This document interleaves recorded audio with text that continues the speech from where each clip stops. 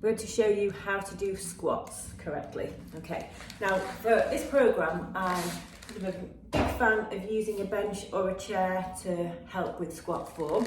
So you can have use a chair, a stool, anything that's sturdy and not going to move around, that you know when you sit back it's going to be there. You want to aim for something that where roughly your legs are around 90 degrees from the floor. So don't worry about that too much if they're not, because we're stuck with chair heights and what's relevant for our own bodies. So we're going to sit with our feet maybe 1.5 widths of our hip, okay?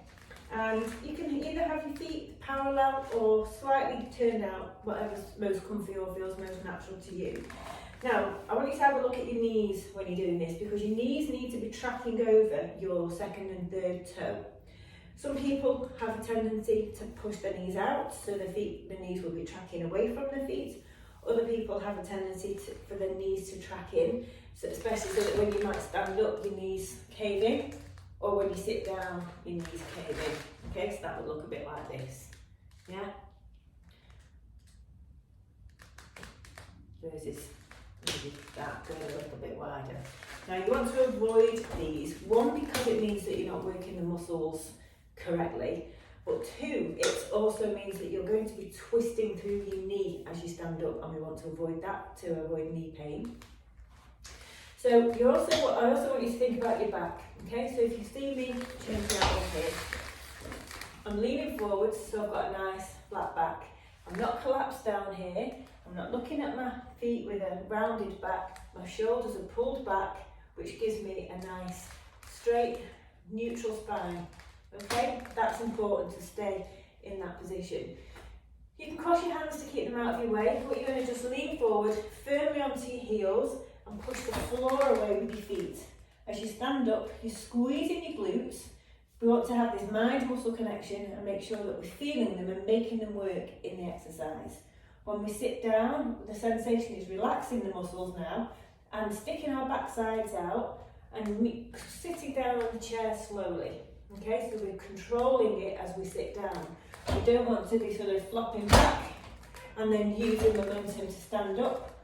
We want to be sitting back down with control and then not relaxing too much before we push up again to start the exercise again. If you use a weight, you can hold it here.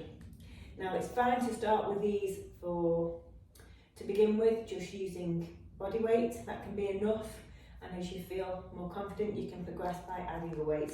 And a good place to have the weight, I've got a dumbbell here, you can just hold it there with your hands and you just have it on the floor ready between your feet, pick it up to start the exercise, and you're in a very similar position to what you were without the weight, and we do the exercise from there. Okay. Once you start to feel confident with that and feel that you don't need the bench, then you will just almost do exactly the same thing. Alright, sitting back as if the bench were there, and then pushing your heels away to stand up, squeezing the glutes at the top.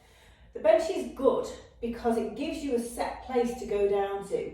And I can find that sometimes when there's nothing there, you've got nothing to aim for, and you can actually find that you go lower with a bench than you do without a bench. So don't worry about keeping the bench there, it can be a really handy thing to do. But ultimately it's for you to decide what you feel comfortable with, and it's no problem if you feel happy and confident doing it without a bench, then go for it. Just make sure you're getting that good squat depth each time you do the movement without a bench, and don't fold forward. I nearly forgot that. So this is something that's quite common that I see for people who don't use a bench. We can sit down like this. This is a squat, going low, heels stay on the floor and push up.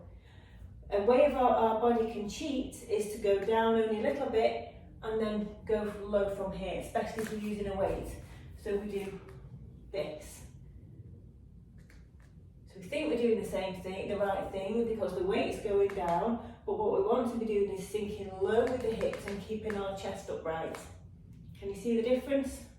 So that's just something to watch out for when you're doing squats without a bench. I also think it's a good idea with something like a squat, which is a complex move, to use your phone, take a video of yourself and just check how your form's looking. Okay? Any questions, just let me know.